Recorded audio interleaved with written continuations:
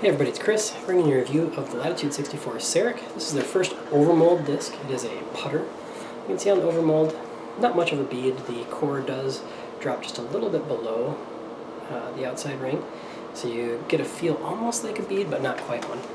Now, before I go much farther, I should tell you, I'm a terrible premium plastic putter thrower, so you're going to see early on I'm getting bad releases, I'm just getting a ton of hyzer, but as I work on it, as I start playing with the disc more, you're going to see me get more comfortable.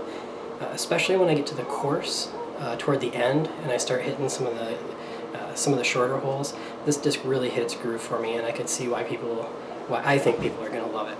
So watch the review. I'm going to do some commentary. As always, put your questions in there so I can get back to you. If you have other discs you want me to review, put that down there as well. Or if you want me to try to compare it to other things, feel free.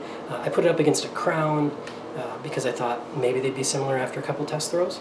So if you have another disc in mind, shoot it out there. I'll do my best to compare it in my head for you. Later this week, I still have the Beetle, River Pro, and Deputy that'll be coming out. And I am on the road right now. I'm shooting right now in our hotel room in Des Moines. Tomorrow will be in Emporia, and I should have the Beetle up by then, review up by then as well. So hope you enjoy. Keep those questions coming, and talk to you later. Bye. Alright, as I mentioned, I don't usually throw premium putters, and that's because I don't feel like I get a good grip on them. It's probably a mental thing, but I tend to get bad releases at least 1 out of 3 times. And you can kind of see it here. I'm not getting a full release on the disc. It's not getting as much rotation as it should because it's slipping out a little bit, and it's hyzering really hard. You can see the hard left cut at the end of this flight, even though it was pretty flat to start. And here I put a little more power on it, but it stalls out about 285 and drops pretty straight down. That's a me thing. I think this disc actually has a lot of potential, and you're going to see it later in the video, so keep watching. So I met up with Dan Mao and let him throw the Sarek and some of the other molds as well. And here he's testing against the Crown. These were 2 of his better throws in the day. He was having a really rough time throwing, but he'll give you his opinion of the Sarek in just a minute. But you can see the flights were actually pretty similar. Up in the air, hard fade left. All right, give us your impression of the Sarek. Sarek, it was very much more stable than what I thought it was going to be. I was figuring it was going to be a straighter disc. Feels good in the hand. It's got that premium feel, which some people have difficulty throwing. It doesn't feel as good as, say, a soft in the hand. I prefer to throw softs. But it had a good glide, and it had a good amount of stability. I think it'll be a good disc for people who enjoy that style of putter. These next 3 videos will put the Sarek up against other putters. This first video is with the Fusion Judge, and you're going to get to see me in all my glory throwing premium putters with grip lock on both of them and staying flat.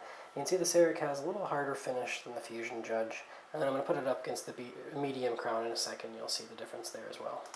For this second video, my goal was to get him up in the air with some flex to get some distance out of him, but I didn't account for the heavy tailwind, so instead you get to see him rise up in the air and then get slammed down on the left by the tailwind.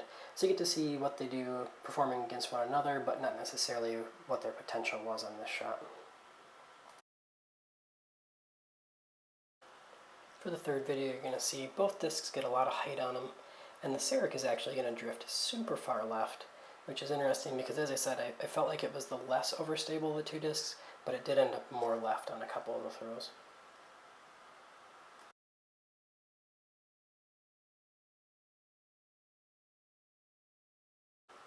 Okay, so here's where I start to hit my comfort level with the Sarek. I took it to Acorn Park in Roseville, Minnesota, and started throwing in some of the short holes.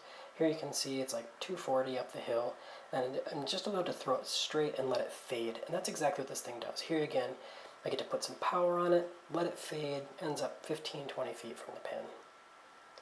Here's an uphill shot, a little bit of flex, again, drops right at the pin, and unfortunately, you're going to see a couple more shots here, but the one just before that parked shot just a second ago, I actually chained out, but forgot to press start on the video. I was so disappointed.